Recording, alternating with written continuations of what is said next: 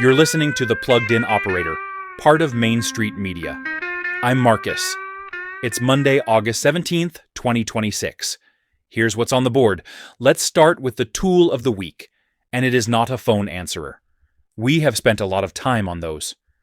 This one goes after a different leak, the hours your trucks spend driving instead of working. The tool is OptimoRoute, and it is AI route and schedule optimization for any operation running more than one vehicle. Here's what it does. You load in your stops for the day or the week, the service calls, the mow accounts, the install jobs. You tell it who's working, what hours they work, what skills each tech has, and where they start and end the day. The AI builds the routes. It sequences every stop to cut drive time, it respects your customer time windows, and it balances the load so one guy isn't running 12 stops while another runs 4. Your techs get the route on a phone app with turn-by-turn directions. Your customers get an automatic text with a live arrival window, which quietly kills the "where's my guy" calls at the front desk. And when a job blows up at 10 in the morning or somebody calls out sick, you hit replan and it reshuffles the whole day in seconds instead of you standing at a whiteboard with a marker. Now the cost.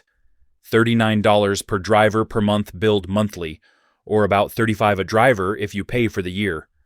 The Pro tier is $49 per driver monthly, $44 annual, and that's the one that adds proof of delivery, analytics, and weekly planning. There is no setup fee. 5 trucks on the basic plan runs you under $200 a month. Set up time. Plan on an afternoon, not a project. There's a 30-day free trial, and it doesn't ask for a card. You upload your stop list from a spreadsheet, add your drivers, set your working hours, and hit plan. Most operators have their first optimized route on the screen inside an hour. Getting your full recurring schedule loaded takes maybe half a day. Here's your takeaway you can act on this week. Pick your single busiest day, Tuesday or Wednesday for most of you. Before you dispatch, take that day's stop list and run it through the free trial in parallel. Don't change a thing about how you actually dispatch. Just print the AI's route next to the one your dispatcher built and compare total drive miles and total windshield hours. Write down the gap, then multiply that gap by the number of days you run in a month. That one number is your entire case for buying it or walking away, and you'll have it by Wednesday afternoon.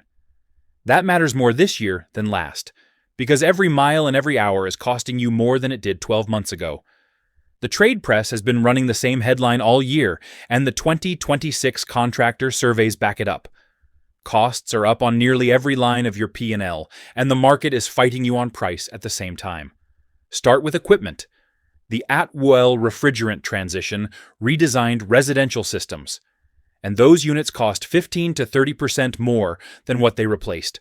Section 232 tariffs on steel, aluminum, and copper were restructured in April, and now apply to the full value of imported equipment, running as high as 50%.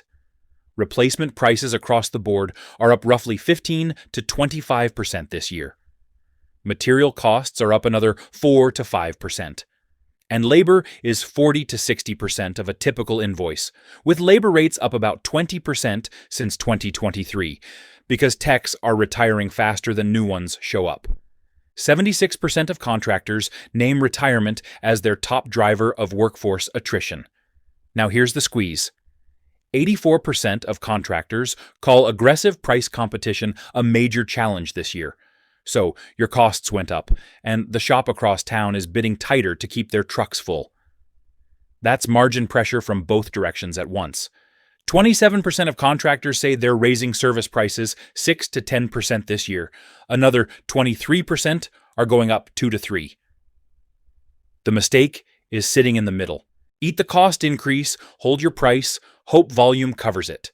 It doesn't. You get busier and poorer. Here's your takeaway. This week, pull your last 20 completed jobs and check one number on each.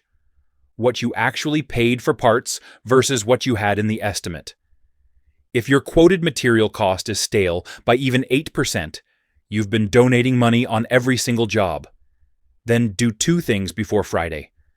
Put a written expiration on every quote you send. 14 days, 30 days, whatever you can live with, so a price you gave in June isn't binding you in September. And set a recurring calendar reminder to recheck supplier pricing on your top 10 parts on the first of every month. Not once a year, every month. That's how you stop finding out about a price increase after you've already sold the job. That's it for Monday.